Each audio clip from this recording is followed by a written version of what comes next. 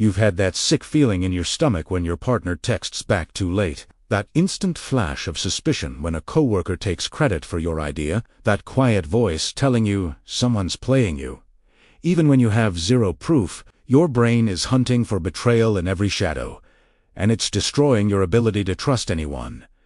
This isn't paranoia. This isn't you being crazy or insecure. Your brain has a Chica detection system that's scanning every conversation, every delayed response, every slight change in tone for signs that someone is cheating you. And the worst part, it fires off false alarms constantly. You've accused people in your head who were completely innocent. You've pulled away from relationships because your brain screamed danger when there was none. You've probably tried to ignore these feelings, tried to talk yourself down, tried to just trust more. But the suspicion keeps creeping back in, because you're fighting against millions of years of evolution that prioritized catching cheaters over maintaining relationships. This is called cheat detection bias.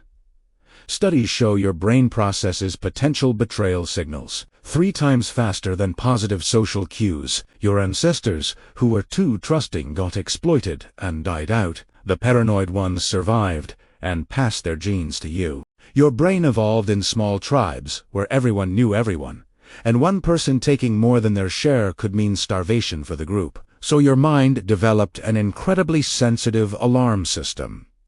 It looks for the tiniest inconsistencies, a story that doesn't quite match, enthusiasm that feels forced, generosity that seems too convenient. Your brain thinks it's protecting you from being used. But in our modern world, it's actually destroying your relationships before they even start. Here's how it actually works in your daily life. Your friend cancels plans at the last minute saying they're sick. Your brain immediately scans for evidence of lying. Was their voice a little too energetic?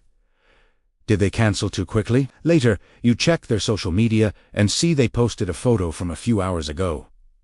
Boom. Your brain files this under betrayal. You don't confront them. You just mentally downgrade the friendship. Next time they reach out, you're a little colder. They notice. They pull back. The relationship dies slowly, and they never even know why. Or at work, your manager praises your project in the meeting. Sounds good, right? But your cheat detection bias kicks in. You notice they praised someone else's project for longer. You catch them making eye contact with another team member while talking about future opportunities. Your brain constructs an entire narrative. They're setting you up. They're planning to sideline you. They're playing favorites. So you start protecting yourself.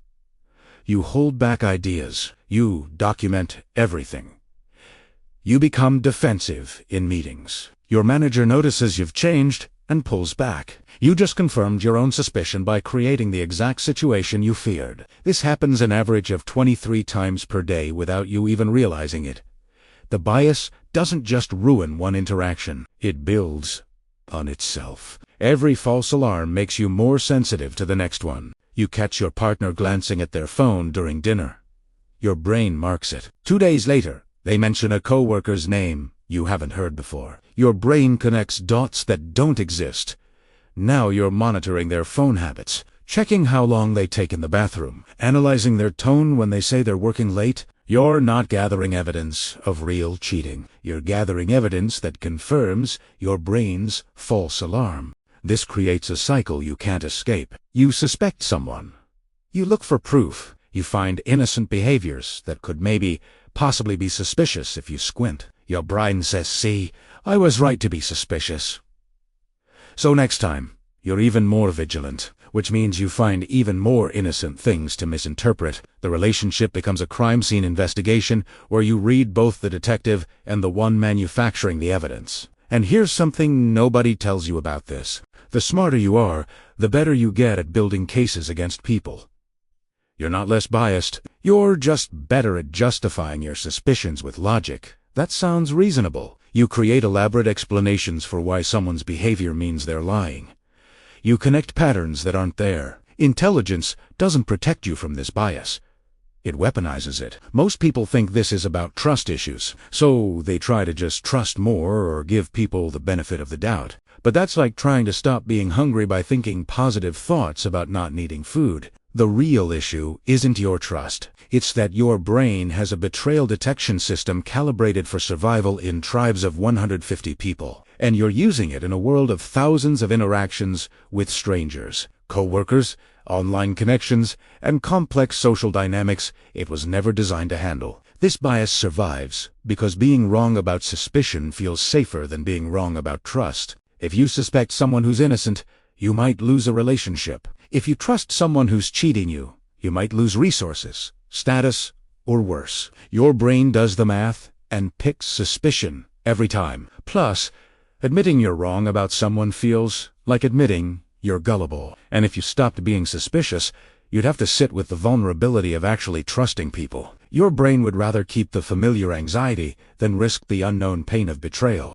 But here's where it gets really interesting. You're not detecting cheaters. You're detecting uncertainty. Any gap in information, any unexplained behavior, any slight deviation from what you expect triggers the alarm. The problem isn't that you're too suspicious. The problem is that you're treating uncertainty like evidence. When your partner doesn't text back immediately, that's uncertainty. When your coworker seems distant, that's uncertainty. When someone's story has a small inconsistency, that's uncertainty. Normal, everyday uncertainty that exists in every human interaction. Your brain fills that uncertainty with threat, because that's what kept your ancestors alive. But you're not fighting for survival in the wild. You're trying to have relationships in a complex world where people are distracted, forgetful, stressed, and imperfect. Not malicious, just human. Once you realize that this bias confuses uncertainty with betrayal, everything shifts. You're not paranoid. You're not broken. You have a perfectly working detection system pointed at the wrong target. The system itself is fine. You just need to recognize what it's actually detecting. So the next time that sick feeling hits your stomach when someone's behavior doesn't add up, you'll know what's really happening. Your brain is flagging uncertainty and labeling it as threat, but now you can catch it. You can ask yourself, is this actual evidence of betrayal? Or is this just information I don't have yet? That pause is everything. You're not trying to force yourself to trust blindly. You're just separating the alarm from the interpretation. You're not turning off the detection system. You're learning to read it correctly. That's the difference. You're not fighting your biology. You're understanding it. And understanding is where you get your power back. Watch yourself this week. Notice how many times your brain jumps to they re-hiding something, when the real answer is just I don't have all the information yet. You'll be surprised how often you're hunting for ghosts. Subscribe if you want more insights like this that actually make sense. Thanks for watching.